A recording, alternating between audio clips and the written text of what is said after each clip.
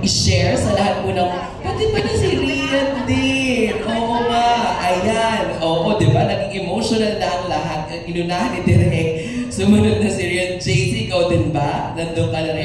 Malapit na. Konti pa. O, pero, Direk, pwede bang ikwento sa lahat ng mga nandirito ano po ang iyong nararamdaman ngayon? Because this is not the first time na tayo po ay nagsama-sama para i-present yung mga obra maestra po na ginagawa niyo, Direk. Sobra akong na-overwhelm na napapanood ko sila. Ang ganda-ganda nila together. And going back to the experience while doing it, first time kong gumawa kasi ng love story na. Sobra akong nag-enjoy sa set, hindi ako nahirapan. Ang gagaling ng mga artista ko. Binigay nila lahat ng gusto kong makita sa vision ko. And then, for a time, nag-stop siya. Hindi ko alam kung paano ko siya i-launch ulit. Kasi may particular akong song na gusto kong makuha, which is the one that you're hearing right now. It's a struggle for me na parang hindi, siyempre as a filmmaker, di ba? You want your masterpiece na kumpleto lahat yung gusto mong makita sa pelikula. And it happened here. Kasi ang dami kong pelikula na ang dami kong compromises. Ang dami kong pelikula na kailangan kong mag-adjust kung ano yung kaya lang. But this film, kasi this particular film, I gave it all. Naghintay ako, kinuha ko yung gusto kong makita. And now, nung nakikita ko siya, I'm just so happy na nakuha ko yon kahit na dito lang sa pelikulang to, nagawa ko lahat ng gusto kong gawin. And kita ko yung support ng aking mga cast. Hindi nyo matatawaran yung naranasan ko, na experience ko, kung paano nila nirespeto ang material, kung paano nila ako nirespeto bilang direktor, kung paano nila binigay yung 100% nila na minahal yung pelikula. Tapos nung huminto ng medyo natagalan kami to launch, akala ko hindi ko na sila makikita yung support nito. Pero nandito sila ngayon. It's a commitment that they gave me that I really value so much. Siguro kaya ako naging sobrang emotional. Pasensya na, iyakin talaga ako by nature. So yun lang po. Thank you. Yeah, so pero palakpakan naman natin sila, Direk. Kasi kanina nga bago magsimula, emotional na si Direk, hindi pa niya napapanood. Tapos sabi ko, Direk, bakit naging emotional ka? Ang kwento nga yan, sabi niya, sana ay talagang alam mo naman kung gaano kahirap ngayon ang pagpapalabas ng mga pelikula sa sinihan. Kahit anong movies ang hirap talaga. Sana itong project na ito ay ma-witness ng maraming mga kababayan natin yung kwento ni na Meg and Ryan. And Direk, di ba, kapit lang, laban lang. Kapag maganda ang kwento talaga, ito ay magkakalat word of mouth. Di ba po? Yes. At tutulungan nyo kami, di ba? Yes. Ayan. Oo. Kuya Jewel, syempre direct, inidiretso na natin sa Q&A. Oo. Kuya Jewel, kamusta dyan sa Balintawak? Nasa Balintawak na. Charing, akala ko yun. Balintawak na ngayon din na Studio B. Of course, ang ating first question ay magagaya sa tumatawag si Richard Pagdikaw from Lionheart TV. Wow. Kaya masyado ko masaya sa iyo. Unang question. Perfect. Ayun, congratulations po, Direk. Yung first question ko kay Poca, bilang first acting project mo to, tapos movie pa. So, kumusta yung experience and paano mo siya pinagandaan? And syempre mga, sabihin na natin, veteran na rin yung mga kasama mo, magagaling talaga. So, paano yung naging preparation mo para syempre hindi mapahiya ang isang Poca? Wala lang, pumunta lang ako. Nakakambog. No. So first of all, may audition na nangyari. Nag-audition po kami. Actually, 2 roles yung pinag-auditionan ko. Yung isa, parang feeling ko hindi ako. But I still auditioned for it. Kasi kay Rian yun. Kay friend yun. While, etong role ko, Diyos ko, nung binasa ko yung script, sabi ko, ako ba nagsulat nito? Like, ako talaga. So, when it comes to preparation, ayoko sanang kapisaduhin lahat ng lines ko ng word for word. I want to understand it by heart. So, sinend sa amin yung buong script, I read it over and over and over again. Until na parang naisa puso ko siya. Tapos, nag-ask din ako ng permission kay Direk. Sabi ko, Direk, okay lang ba if mag-add ako ng konti, bawasan ko ng konti, and pinahinayaan niya ako maging ako. Mailabas ko yung, let's just say, yung artistry na gusto kong ilabas since this is my first movie ever. Baka first movie ever, karang bidang-bida yung atake ko. But to be part of this such a privilege to be part of this one. So ayokong mapahiya yung sarili ko, and of course, sa mga co-actors and the people behind the movie. And thank you for the question. And kumusta yung experience mo? Sino ba yung mga nakakatrabaho mo sa kanila? Nakatrabaho ko po, of course, si Derek. And si JC po yung matagal kong kasi ka-work niya ako, yung sa office niya. Kami yung magka-work doon. So, Saran, ganyan, which is araw-araw ko namang ginagawa. So, parang wala namang masyadong nagbago. But, all in all, it was such a great experience. One of the books for me as a content creator. Yun lang po. Thank you. Thank you. Thank you, Sir Jimmy. Maraming salamat! Hashtag naman ni Richard. Paano mo ulit thank you? Thank you, Sir Jimmy. Next question natin from Romel Gonzalez from PEP. Hi, Kuya Romel. Good afternoon po.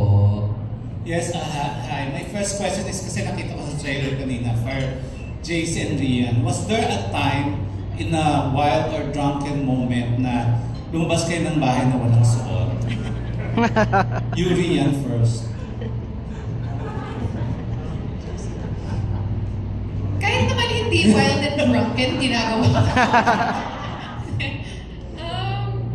Wala naman akong nare-recall na gano'n. Siguro may kulang or magkamali yung kulay ng medyas or magkaiba pala yung sapatos. Pero yung wala talaga, feeling ko may pipigil naman sa akin. Underwear lang ang suot, meron. Ako po kadalasan walang underwear, so hindi ko alam kung ano. Baka yung damit yung meron, yung underwear yung wala. Gano'n. Pwede naman. JC, ikaw. Wala Actually, hindi ngayon ko po, wala. maalala yung mga ganyan. Siyempre. Meron mga times na lalabas na walang na. Hindi naman yung full na, pero actually, hindi ko nga po alam kung may suot ako ngayon. Paminsan-minsan, pwede. May walang suot. Hindi pa naman in my life, may drunken Baka moments. pwedeng lumabas lang ng kwarto. Kailangan yung lumabas lang ng bahay. Pwede naman, kwarto. Pwede, oo. Yeah, nangyayari siya. Yan, oo, talaga. Ayun, thank you sa inyong dalawa. And my next question para sa sa dalawang bagets, Chances and Chris. Ayun, hi po. Since lagari kayo sa pelikula at television, tapos nakakasama nyo mga mostly kabataang artista, kumusta po working with stars of today? Chances po muna. Romel, hindi kita makita. Ito po. Ayan, hi Romel. Hi po. Bakit yung mga tanong mo sa akin, hindi yung mga naguhubad sa kala? Hindi ang tanong mo. In person ko tatanong sa inyo yun. O sige. Actually, sa pelikulang to, dahil ako yung nanay ni JC, halos lahat ng eksena ko nasa bahay kasama si JC. So, ang pag-uusapan ko lang, pwede kong sabihin ay I've worked with Rian a lot of times. Si JC kasi, before this film, matagal na kami magkasama sa UP. Estudyante namin yan sa theater. So, marami na kaming kaganapan, di ba? With JM de Guzman. Yan yung mga babies namin in the theater. So, ako naman, now that we're working in this film, at take note, bida na siya. So, you cannot imagine the pride that I have working with our students who are doing very well in the industry. At proud naman ako siyang ka-eksena. Masarap siyang ka-eksena. Very generous actor. Very disciplined. Kaya naman, happy naman ako sa akin. Lugod. Lugod kasi yung tawag ko sa kanya. Okay? Ano po? Lugod. It's a Kapampangan term for mahal. Parang gano'n. Kumusta po si JC bilang estudyante, Chances? Si JC, actually, nung nakasama ko si JC, hindi na ako nagtuturo noon eh. Hindi ko talaga siya nag-estudyante as in the classroom setup. But we were in a production together. So, ang kasama namin, kami mga professional actors, kasama namin mga student actors. Isang panaginip na pili ako. Si Doña Victorina, siya si Basilio. Aba, kumakanta. Hindi nyo alam yun, kumakanta sa stage. hindi naman niya siguro makukuha ang role na yun kung hindi siya magaling. Diba? So, nag-outer lead sila ni JM noon.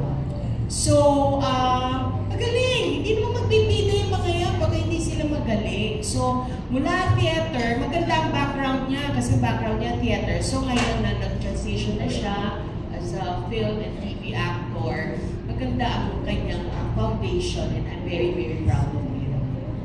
Thank you, Chances. Ikaw, Chris, kumusta working with the stars of the new generation? Yeah, hi, Romel. Good afternoon.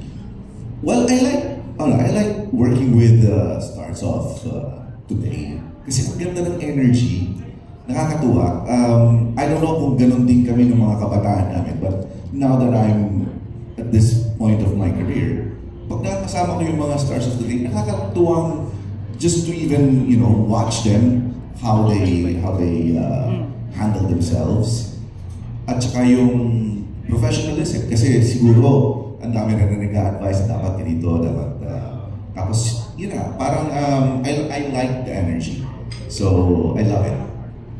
Ayun, thank you and congratulations sa movie. Thank you, Romel. Ganda ng mga tanong. Thank you, Romel. Tsaka ang bongga, diba? Oo. Parang nasagot nila na ngayon nga wala daw underwear eh. Oo nga. Kailan yung mga times na yun? Hindi na dun magtatanong. So, there are times na kailan yun para matiming na natin. Hindi na. Hindi ba? Oo, next questions question from Rose Garcia from Marites University. Ayan. Good afternoon po. Una ko po question kay Direk Catherine. Curious lang ako, bakit Meg and Ryan? Kumbaga we all know that tanggalin natin ng N. This is Meg Ryan, the Hollywood star. Okay. Meg and Ryan, I just like to acknowledge and inform everyone that this was written by Gina Marisa Tagasa. So si Manay Gina is a fan of Meg Ryan. You know naman, Meg Ryan is the queen of rom-coms in the 80s, di ba? So when we were doing yung collaboration of the content, hindi talaga Meg and Ryan ang title ng film. But as we go along, ang ganda ng characterization na nabuo. And nagmarka sa amin yung character ni Meg and Ryan. So, si Manay, ang instinct niya na, can we use Meg and Ryan as a title? So, I gave a green light to her na, sige, maganda naman, at kakaiba, hindi siya yung, walang masyadong sinasabi. Kumbaga, Meg and Ryan, it speaks to the character of the story. So, that's the evolution of it. Actually, bongga nga, may recall talaga siya. Then, my next question, para kay JC at saka kay Ian. Correct me nga, baka mamaya mali ako. Is this your first time together, working together? Yes. Okay, so, how was it working in this film? Ano yung mga na-discover nyo there with each other? Kasi, oo nga pala, JC is more on ABS and Rian is we all know, a loyal kapuso talaga. So, how was it? I really enjoyed the whole experience. Sobra talagang, totoo yung sinabi kanina ni Tita Ses, na talagang napaka-generous niya as an actor. If there's anything that he can do to help you in the scene, he will. At saka, even if it's, parang kami, sorry. He will go farther than what it takes na para bang hindi lang yung acting part yung gagawin niya, pero kung pwede siya mag-contribute dun sa lines, pwede din siya kung ano yung mas natural niyang sasabihin. Di ba na pag-uusapan natin before scenes kung may papalitan. Ayun, talagang ini-imbibe niya talaga what would Ryan do? What would Ryan say? So, ayun. It really helped me. It made my job super easy. Actually, hindi lang si Ria, everybody here is easy to work with. As in, wala naman, ito yung masarap sa idea ng collaboration eh. Minsan talaga natutugma kayo, minsan hindi. At kadalasan dito sa grupo na to, natutugma kami lahat eh. Na-enjoy namin yung process, even the challenges of it. So, working with Rian, ako, until now, I'm still honored. I mean, this is Rian Ramos.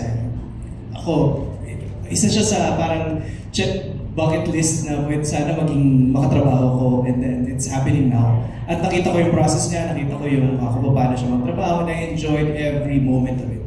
At nakita ko yung dedication kung paano siya paano niya ibigay yung truth ng scene. So ako, super sulit sa akin yun. At para ako, kasi minsan nanonood ako hindi lang ako, minsan nakalimutan ako mag-react. Kasi, uy, galing mo na. So I find clever things in those things. Even Tita says. Diba? And binigyan kami ng magandang freedom ni Direk para sa mga roles namin. At nakakatuwa kasi nabigay namin yung personality namin dun sa para maganda yung script. Actually, totoo naman. Nakita ko siya sa trailer. Ayan. Tama ba? Parang it started with a one-night stand. Tama ba? Ako. Ayun nga. So, curious lang ako. In real life ba, have you ever, although, have you ever parang, hindi naman fantasize, kung hindi parang, minsan, parang masarap din yung ganong kind of love or kind of relationship, if you get what I mean. May mga ganon din ba in real life? Feeling ko kaya sagutin ni Poca. O ikaw? Uy, Ate Rose! I love you! Alam nyo, sorry hindi ko alam kung ito ay inspired din. Pero kasi, I'm sure lahat tayo nasa Facebook. Palagi may mga lumalabas doon ng mga Chinese reels. Yes! Chinese movies na, mga short movies na palaging ang pinaka-premise niya yung start of a one-night stand, tapos billionaire, and then algorithm mo yun, Ate Rose. Algorithm mo yun. Ayun na! Hindi naman ako mag-deny. Nakaka-addict naman talaga. Puro one-night stand pala lumalabas sa'yo. Hindi ako mag-deny. But anyway, yun na. Ako, syempre when you're young, wild and free, diba? Siguro dun papasok yung mga ganong iisipin mo. First, gusto mo ng bad boy, or gusto mo ng, yung gano'n, yung parang, pero syempre, bilang lumaki akong artista ako, mas careful naman ako. But syempre, when you're younger, you have those thoughts din na parang, lalo na pag hindi mo pa alam kung what a relationship takes, iisipin mo na yung mga meet cute lang, and that's it, magkaka-inlovean na kayo, and that's your relationship. May ganun din when you're younger. Okay. For a married man. Yung same lang din, maybe when I was young, meron akong mga ganung fantasies. Pero wala. Hindi nagtatagumpay na. Okay. Parang di ba parang pagbata ka pa, yung appealing sa'yo yung bad boy o yung bad girl. Tapos the older you get, it's like, you realize na that's not really what relationships are about. So ngayon, Rian, ano na talaga? Although we all know naman na you're happy with your relationship now. Ano na yung na-realize mo at your age now, at your status now?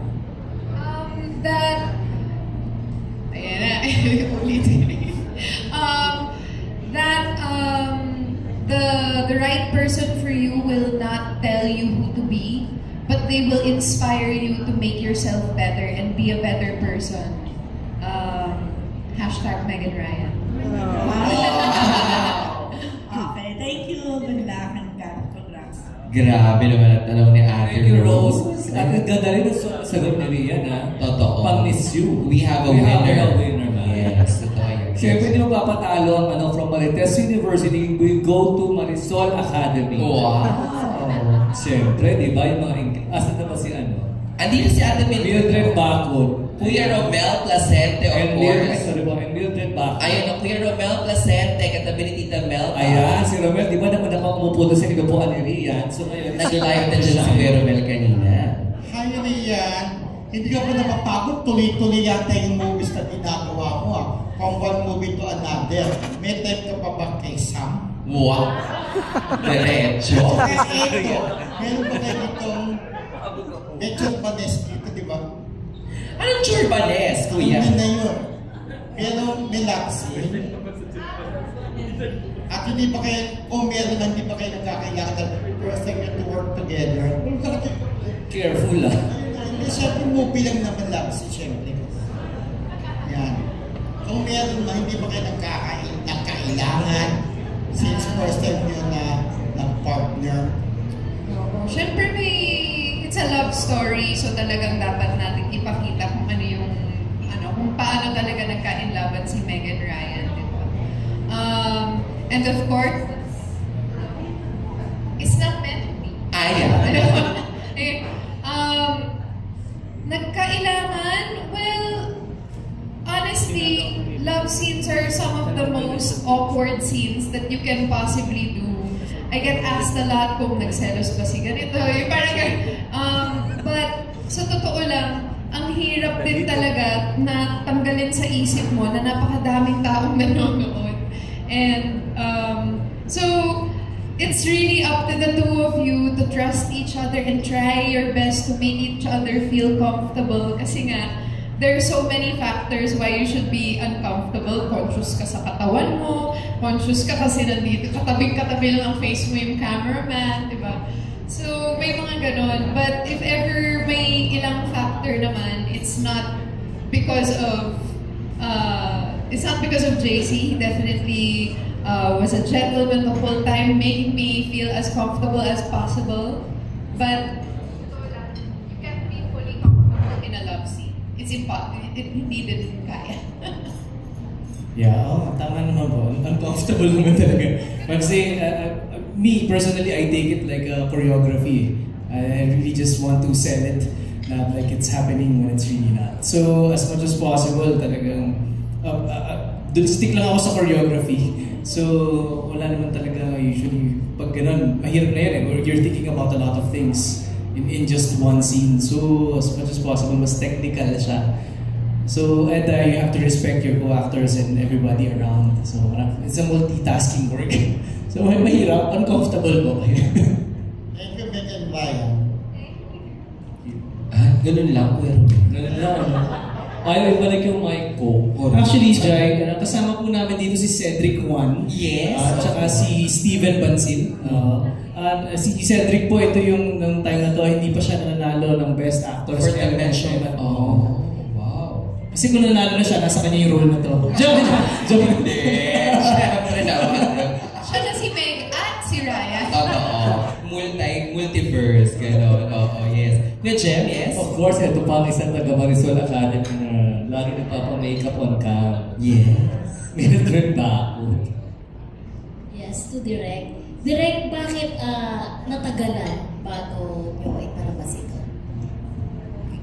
Well, yung actually sobrang naging challenge kasi sa akin yung timing because a lot of our movies right now, di ba, local films, halos ang daming mga balita or nakikita naman natin is not making good sa theaters, di ba? So I'm looking for a proper timing din for the film. At the same time, like I shared a while ago, sobra akong na-emotional kasi talagang kinumpleto ko po yung gusto kong makuha sa requirements ko, sa vision ko sa film. So, nandito ang, syempre, sa editing, sa post, and everything that I have to consider when it comes to MTRCB, the music, everything na gusto kong makuha ng tama at naaayon naman sa plano ko na i-launch yung film. Hindi naman siya ganun katagal, it's just that, di ba, in all filmmaking na planning, i-consider mo yung proper timing. So I guess this is the timing that I need, and sana nga po tama yung timing namin. At hopefully magkaroon ng magandang ma-appreciate ng viewers natin yung mensahe na gusto namin i-share sa inyo lahat. Thank you, Direk. To JC and Rian, ang dami na rin kasing mga ginawang movies na love stories, di ba? So what made you decide to accept this film? Ano yung kaibahan niya sa ibang love stories or other films na nagawa niyo na?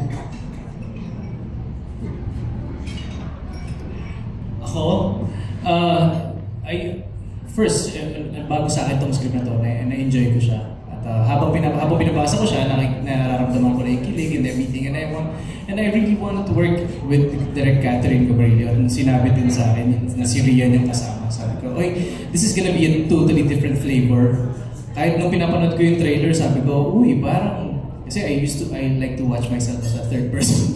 Na parang interesting yung flavor na to, na magkasama silang dalawa na ano kayang may bibigay na feeling? It's usually, pag ganun, manonood ka ng love story, it's a different string na napupul sa'yo, di ba?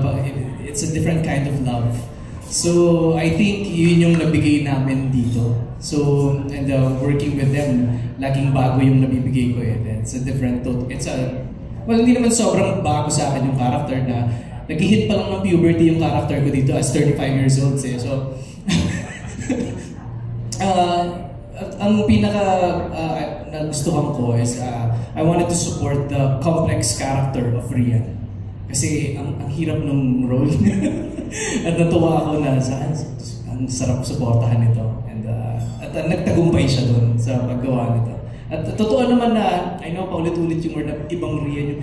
At ngayon ko lang siya napanood na gano'n. So ako, nag-enjoy ako. So, ako naman, nag-start siya from the script. Nagustuhan ko yung script. I really love, siguro yun yung weakness ko, I really love mga complex characters. Especially yung mga may flaws talaga. Kasi I like trying to make sense of people, I guess. Tapos, si Meg kasi is bata pa lang siya, alcoholic na siya. And then, ayun, very free, parang very open. It's an opposites attract kind of love story. And then, napanood ko din kasi yung ginawa ni Direk na yung movie ni Barbie and David. And I found it not only nakakakilig and entertaining, but also just visually beautiful. And sabi ko, gusto ko maging part ng ganyang klaseng movie. And syempre, I wanted to work with JC. So, ayun, those were the things na kung bakit gusto kong gawin yung movie. And I feel like yung mga love stories, there are so many different kinds of love stories kasi. And I felt like this one needed to be told kasi parang this is how I view love also eh, na lahat tayo may mga flaws, may pinagdadaanan tayong sariling journey with our mental health and with yung mga personal natin na trauma sa buhay. And it's when you find a partner who can understand that about you and not expect perfection. Parang, ayun, parang kaya I felt na this is a love story that needs to be watched and told. Thank you. Thank you. Thank you so much, Ate Mildred. Kuya Jem, parang halos meron dun sa... Oo nga eh. Actually, susunod lang magtatanong, ang is order, Mark Grabador, MJ De Leon, sorry naman. MJ De Leon and Leo Mendiola. Yo. Mark Grabador. First na kay Direk, knowing kasi managina na kasi sa director din naman, meron bang isang eksena dito sa pelikula na may tuturing mo Direk na paborito mo and how that's sinapagsilan? Okay.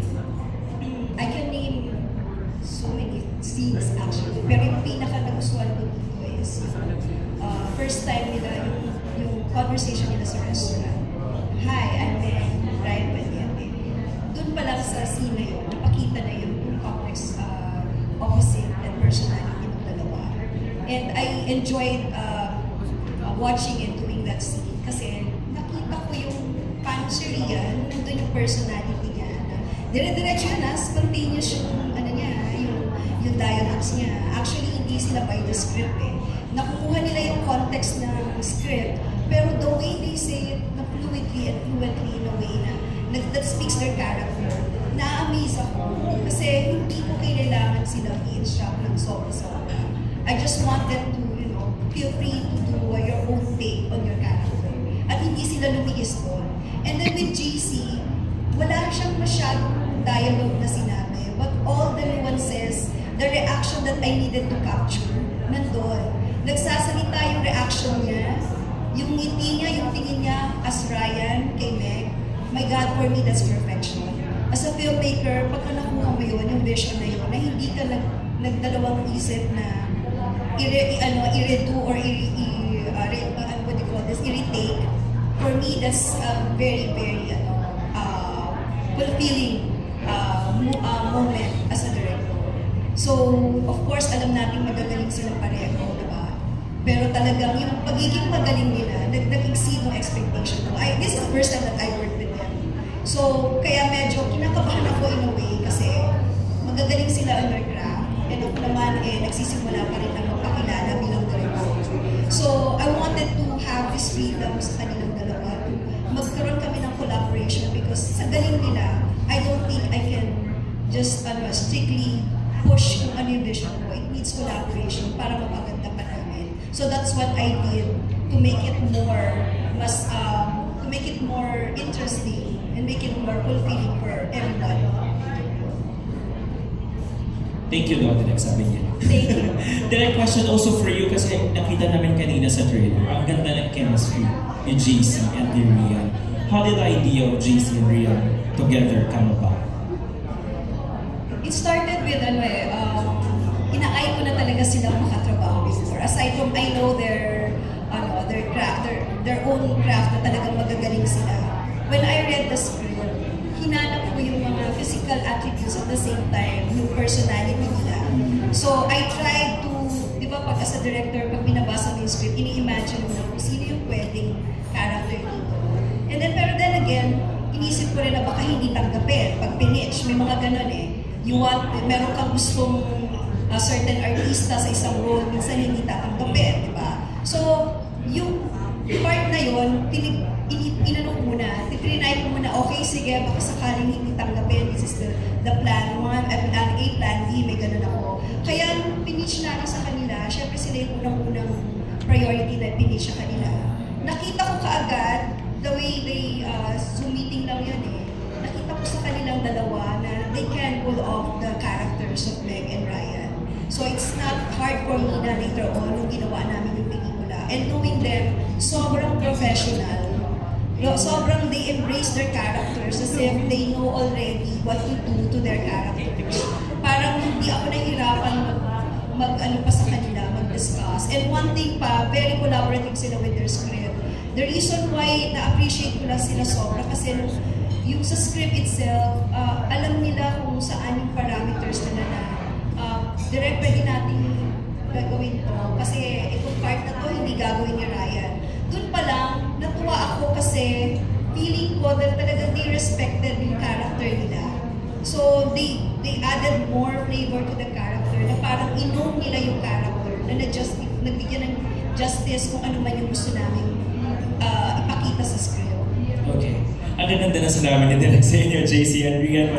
My question is for Rian. Pasensya na, I'd like to take this opportunity to ask the question. Kasi, when you first backtrack lang a little bit, in the last 6 months, or 1 year ata, lumabas ka sa Palang Araw in the first episode, and your role there is a mother.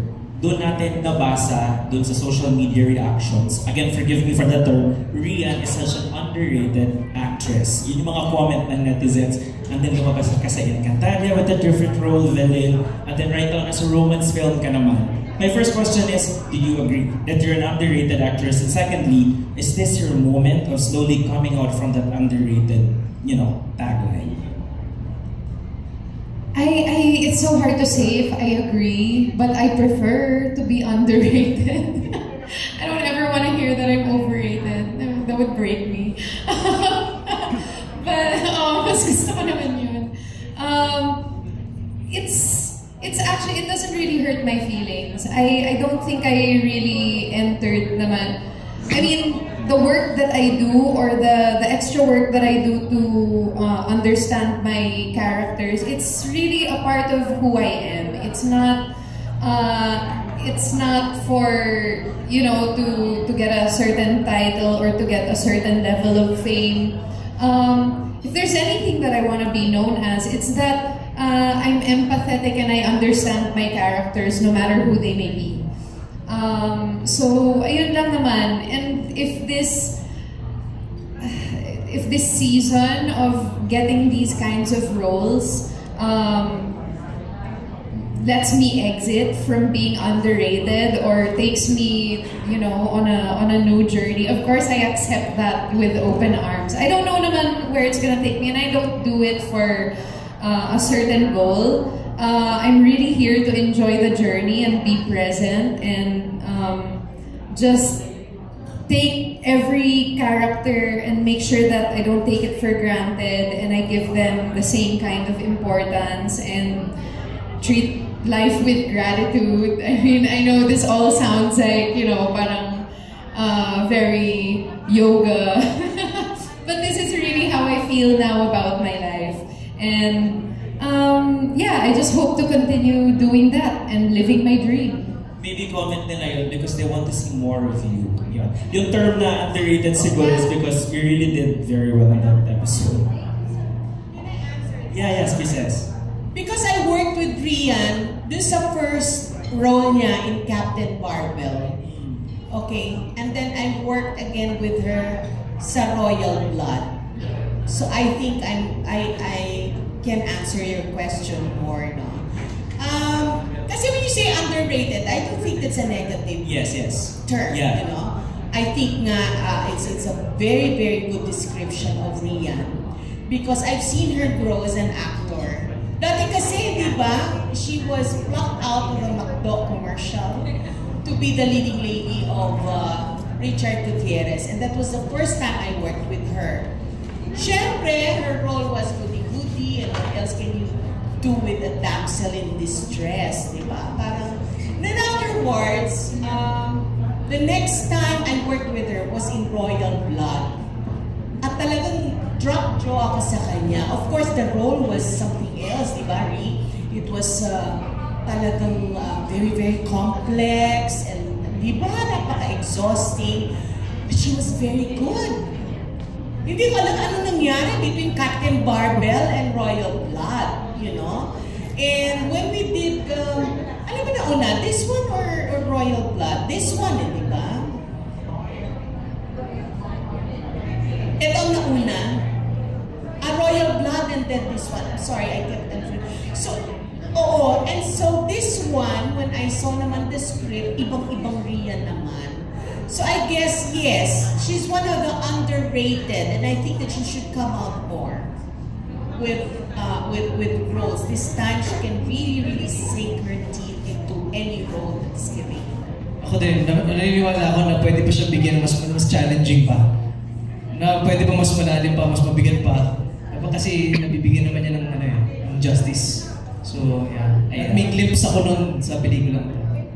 Thanks, JC. Thanks, Miss S. And congrats, Rian. We're excited for more. Yes! Ganda namin ka namin MJ, no? Totoo, at saka akala ko nga dito parang thesis defense na yung nangyayari. Kaya, hindi nila mag-Ingles pa rin. Totoo, mag-Ingles. Tsaka pinaka ko talaga yung takeaway ko, damsel. Damsel in distress. Ako takeaway. Ako din mga special kay Direk Catherine Camarillo.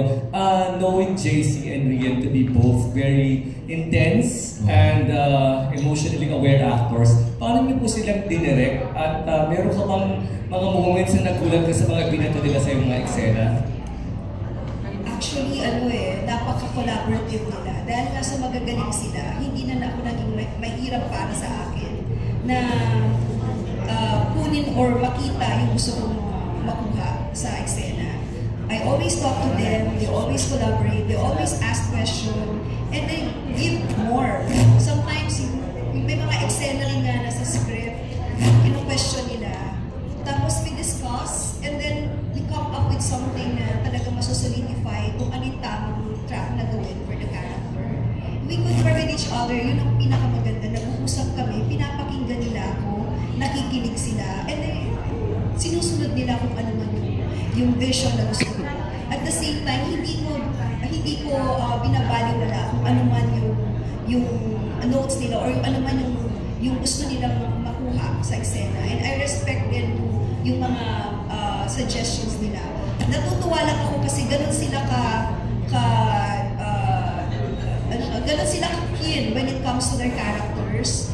Masyado silang involved with the characters na gusto nilang ipakita. Hindi sila nawawala dun sa characterization. At ang katulong ko sila actually sa pagbuo ng magandang paghulma ng mga characters nila. Kaya ganun yung lumabas. Sorry, can I add? This is probably one of the reason kung bakit gusto ko din yung script. Kasi kinwestiyon nito kung ano ba, kinusyon nito kung possible ba ang opposites attract. So yung buong pelikula namin, doon nagbabase yung character namin na kasi nga in this world we all know that love is a great chaotic thing that is happening in this world, di ba? Na pwede magbabago ka ba para sa love? Babaguhin mo ba yung sarili mo para sa love? O hindi ka magbabago? Magiging unapologetic ka ba para sa pagmamahal? So ito yung dinadaanan ng character namin na kini-question namin, dinidebate namin, kaya kami kaya may discussion every scene. Kasi gusto namin matawid na, ki-question ito ng tao kung possible ba siya na totoo ba ang yung magbabago ba ako? Babaguhin ko ba yung morals and values ko because of love? Or magiging unapologetic ako? Kasi hindi magbabago para sa akin. So, ayun. So, hinimay namin ng todo yun. Hanggang sa, ayan na siya. So, sana, sana openness. Yes, ang panood. Tama. Tatawid muna ako dito. Thank you, Derek. Thank you, JC. Thank you, everybody.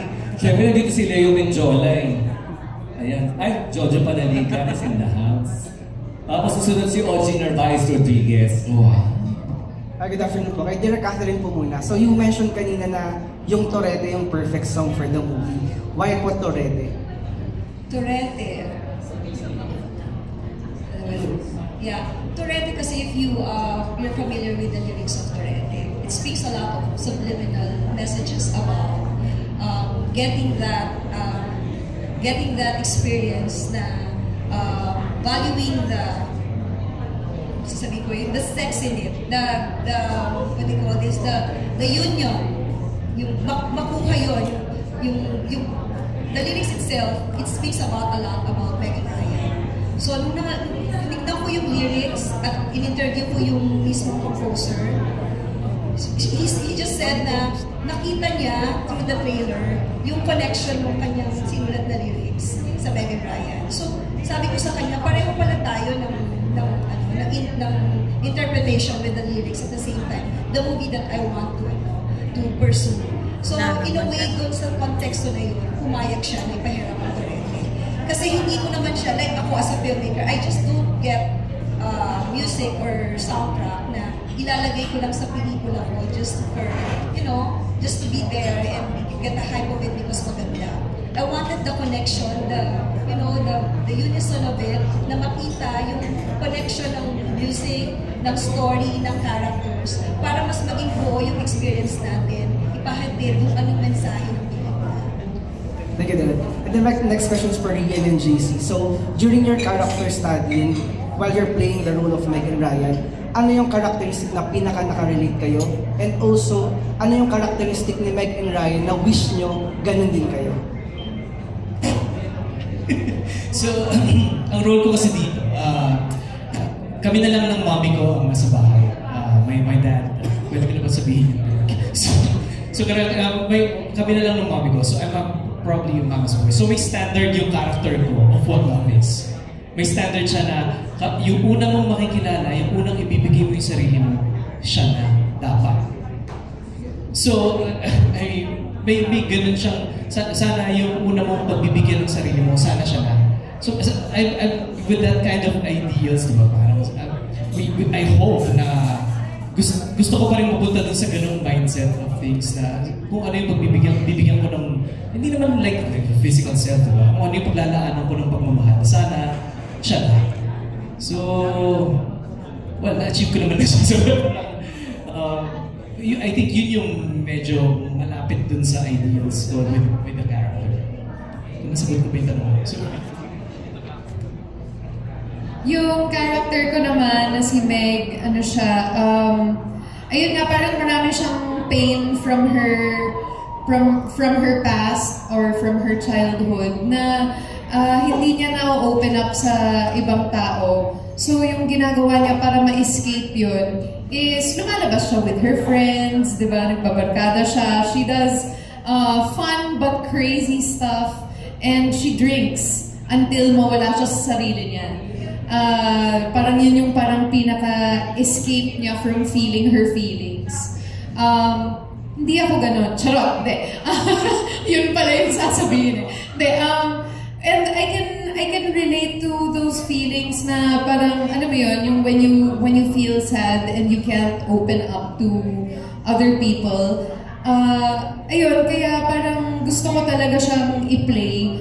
Kasi this movie also says something about that and how you handle the things that you go through in life. And where it takes you also, kasi medyo pinabayaan niya talaga na lang sarili niya. Just to escape the feelings. So yun, I find that very human, very relatable, and whether, you know, we show it or not, because syempre when we face everyone, we have a smile on our face, and we're always happy, we're always okay, we always look great, and we have a perfect life and perfect relationship, diba? But ayun, deep inside, alam kong lahat tayo may mga ganong pinagdadaanan, and ayun, parang I connected to that loneliness in her na sabi ko, all people have that. Thank you. Thank you, Leo. Susunod, I would also like to acknowledge Tyron Escalante is in the house. Ayun, no? Yan, clap, clap, clap. Oh, ganda ang tanong mo. Alam mo na. OG Narvaez ko, G. Ayan. I'm OG from Apante and Apante News. Sabi ko, para mas mabigyan. Para kay Jeff. Jeff, first, ano yung role mo sa... I'm Anne. I'm Meg's best friend. So Anne is a toxic friend, and yet she's a friend. So she's always there for Meg. Pero yun nga, since Anne also came from a broken family, yung escape naman ni Anne is she likes adventure. She's a thrill seeker. Pero dahil toxic siya, sa paghahanap niya ng thrill, kailangan kasama niya ang best friend. Best friend. Yes. A bad influence, toxic best friend.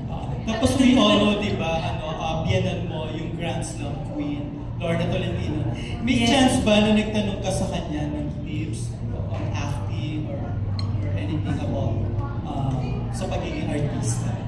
Well, hindi pa ako nagtatanong kay Mama about doon kasi nung dumating ako sa family, hindi ako nag-work na muna kasi I was pregnant, di ba?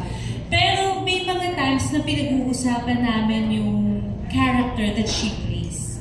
Yun, tapos yung mga insight niya about it, tapos kung ano yung tingin niya na... May one time pinag-usapan lang sa Espandaco, nag-share siya about yung tingin niya na dapat na-attack niya or yung pagkakaintindi niya sa script. Doon ako nagtatanong na, ganun po ba yung, ano po ba yung mga dapat pang ginawa niyo yung ganyan. So I'm learning from her habang nagkikwento siya dun sa roles na. Yes. Thank you. Thank you. Thank you, Kuya Oji. Ayan, Kuya Jeff, I believe the last question na si Kuya Oji ngayon. Para at least so we can... later they will be available for yes, table hopping interviews. Ay, ang table hopping, di ba? Yes. Kasal. Totoo. Kaya naman everyone, invite ulit natin sila sa ating movie na Meg and Ryan. Let's start with Poca. Hello everyone, so we would like to invite you again. Wow, akala mo naman may kasal. We would like to invite you again on August 6, 2025. Ang showing na po ng aming pinaghirapan talagang movie na Meg and Ryan. Watch out! Wow. Thank you po, Jeff. Yes, August 6, Meg and Ryan. This is a story about finding love, looking for love, what is love, how to love, and what do you do after you being in love? So yun lahat, masasagot yun ni Meg at ni Ryan. Panoorin niyo po August 6. Thank you very much. I hope you can watch Meg and Ryan. And please do support local films. Please support Pocket Media. Kasi ang tapang nila, you know, ang hirap mag-produce, but yet they're here and marching on. So please do support Meg and Ryan. Thank you, Sir Chris. Tita Cess. Sa lahat, thank you very much again for supporting our film by being here. Siguro, ang support pa na makikiusap namin sa inyo is apart from attending now is to really spread the good word about our film because gaya na sinabi ni Chris, direct, it's really such an effort for all our artists in the industry. Kumbaga, lahat ng let's try to support one another. Let's spread the word kasi talagang hindi madali ang mga bagay-bagay ngayon sa industriya. So again, August 6, magkita-kita tayo, please. Again, thank you, Meg and Brian. Maraming salamat, Tita Ses. Of course, JC. Yes, I just wanna say, one of my friends quote me kailan lang, sabi niya, one of the best forms of activism is showing up. And I'm glad you're here today with your phones, with your social medias, with your platform. And we want to please spread the word that we are showing in the cinemas na kami po ay nandito ngayon dahil inaambag namin itong pelikula namin para sa pelikulang Pilipino. At gusto namin mabuhay ang pelikulang Pilipino sa sinehan ulit. At dito po kami ngayon, ang Pocket Media Productions. Showing na po kami in August. Kita-kita po tayo. Thank you, JC. Rian! Ang dami mo ng mic. Ang dami mo ng mic, Rian. Sa akin ang lahat. Hindi, charot. Yes, please support our movie. We would really appreciate if you help us bring people to the theater kasi hindi lang po sa maganda yung script, magaling yung director, pero visually po talaga masarap pong panoorin yung movie namin. Hindi po sila nag-skip ng mga steps or even with the equipment na napili ni Direk. Everything was done with intention, kaya yung quality po ng movie na to ma-appreciate nyo talaga pag nakita nyo sa sinehan. So please do help us to bring people there para makita nila yung extra effort na yun na sa totoo lang, bihira na lang natin makikita. So, ayun, thank you so much, Direk, for including us in such a quality movie. And mabuhay ang pelikulang Pilipino. Yes, of course. Mabuhay ang pelikulang Pilipino, Direk Catherine Camarillo. Ngayon pa lang po, nagpapasalamat ako sa lahat ng mga nandito, na tumulong ngayon na nandito na nagtanong ng mga magagandang questions na may bahagi namin yung hard work na ginawa namin sa pelikula ito. Nakikiusap po kaming lahat, magtulong-tulong po tayo para po sa pelikula ito at the same time sa industriya natin. Napaka-challenge po ng industriya ngayon pero walang mahirap po, lahat po tayo magtutulong-tulong na mag-itaas kung ano man at suportahan kung ano man na pwede natin maiambag sa industriya ng Pilipinas. Suportahan po natin local films, suportahan po natin Meg and Brian, August 6 po. Thank you. Maraming salamat. Palakpakan naman ang po natin sila Direk Catherine Camarillo, JC, Rian, Tita Ses, si Sir Chris, Jeff, and Poca. At syempre, remind ko lang